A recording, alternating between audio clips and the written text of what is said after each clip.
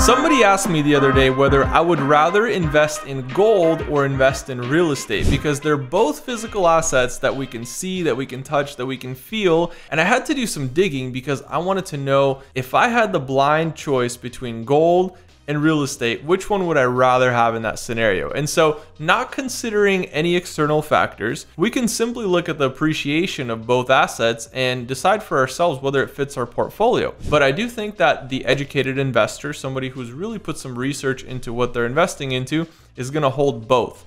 And that can include multiple types of real estate and also multiple different types of gold. So one of the first things that pops out to me is the appreciation of real estate over time. So if we take a look at the history, the historical performance of real estate since 2000, let's not even go past 2000. Let's just look at 2000 until now. Now it's 2023. So basically for the last 23 years, the average rate of appreciation for real estate has been about 5.8%. And that's not bad, right?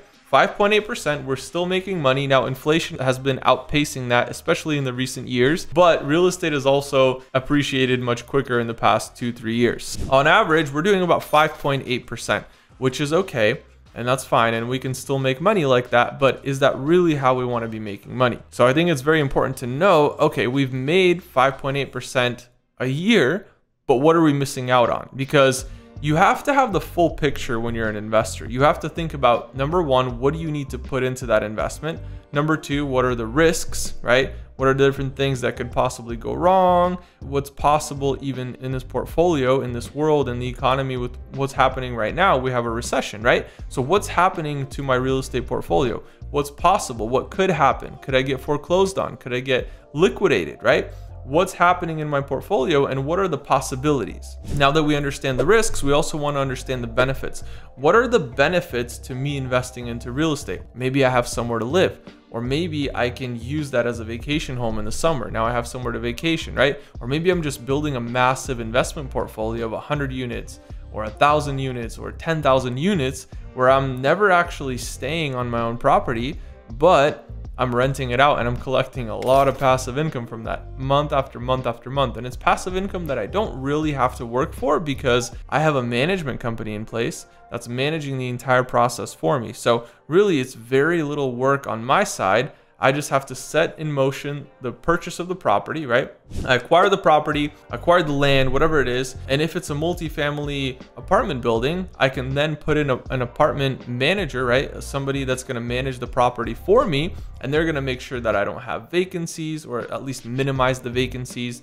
They're going to make sure that I have the highest rents, right? Or the maximum rents that I could get. We don't necessarily want to be the highest rents in the market, but we want to be right there in the mix with everybody. So if we're charging the right rents, evictions, utilities, all those things, maintenance, I don't want to be taking care of that. I don't want to be on vacation and get a call, hey, one of your 10,000 units had a broken sink. Can you come fix it? Absolutely not. That's not something that I want to be doing. So that's why I have maintenance staff on site. Whenever something's wrong, the maintenance staff can come fix it. We have a property manager on site. We have management in place so that it automates it for me as the investor. And I'm also bringing along other investors with me. I'm not the only investor in these properties. I'm bringing on a whole group of investors who are putting their capital into these properties. And now these properties are being managed by professionals. And now we're receiving passive income from that month after month after month. And as the property appreciates, we're pulling out cash. Okay, so real estate, 5.8% on average. What about gold? Okay, and so if we look at gold since 2000, on average, it's appreciated about 19.1%. That's a lot more than real estate. 19.1, that's literally almost somewhere between 3 and 4 times as much. So gold has seen a lot more aggressive growth than real estate ever has. And there are various reasons for that, right? Some people say gold is God's money. Some people believe that gold is actually the most valuable and the most trusted currency, right? And there's various reasons that you would buy gold. There's even different formats for gold. Are we talking about gold earrings? Are we talking about gold bars? Maybe a gold watch, right? There's different things that you can buy that are made out of gold.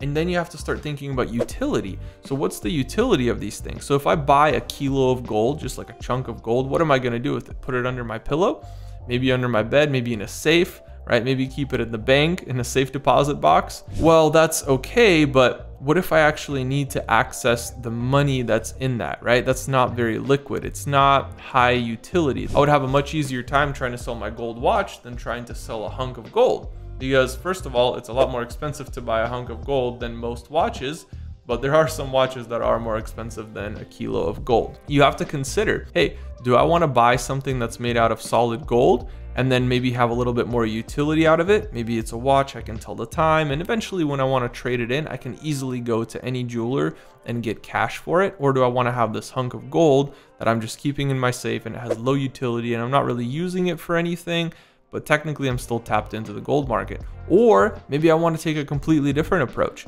Maybe I want to invest into something that's a gold instrument. Maybe I'm trading spot gold on the Forex market. Well, I'm actually doing all three of these things because I believe in the longevity of gold. And so for me, gold has always been a staple in my portfolio. I've always traded gold. I've always used a bot to automate that whole process for me. I've always bought gold watches because I think they're good investments, right? And I've bought actual physical pieces of gold that I can keep in a place that's safe. I keep that because I know that gold can potentially skyrocket in value. It's kind of like a safety cushion. You want to be diversified. Even if nothing ever happens to gold, I'm still happy to own it because I know that it's not my only source of income, number one. It's not my only safety net, number two. And I'm invested into other things that are making good cash flow, whereas the gold isn't. Right? So it is appreciating, but it's not necessarily cash flow. And so that's something that you have to consider as well. If you're looking to invest $1 million and you want cash flow, well, then a multi-family apartment building is going to be the way to go. Even though you're making only 5.8% a year in appreciation, you can actually do things to that property because it's not single family residences. You can do stuff to that property that's going to increase the operating income and thus increasing the valuation of the property. And so that makes you a lot of money on the refinance. You can pull all your cash out and you're still making that monthly cash flow, whatever it is. Whatever you're making from those rents net, your net operating income, you're collecting that month after month after month. Whereas with gold, if you buy a piece of gold and you just put it in a safe, it doesn't really do too much. It just kind of lays there, it just looks nice maybe. And so we're collecting on the back end if we ever sell it, but then you no longer have the asset. So it's a little bit of a different investment. But I personally love both. I think gold is a great hedge for certain things, but I also love real estate. And if I were to invest, I would invest into both, absolutely, no matter what, because I believe in both. I believe in the long-term value of both, and they're both physical assets that you can see, that you can touch, that you can feel, and they protect you in a lot of cases as far as like inflation, right? And our assets just continue to increase in value, even though inflation is hitting the market. So make sure you guys like, comment, and subscribe, and I'll see you all in the next video.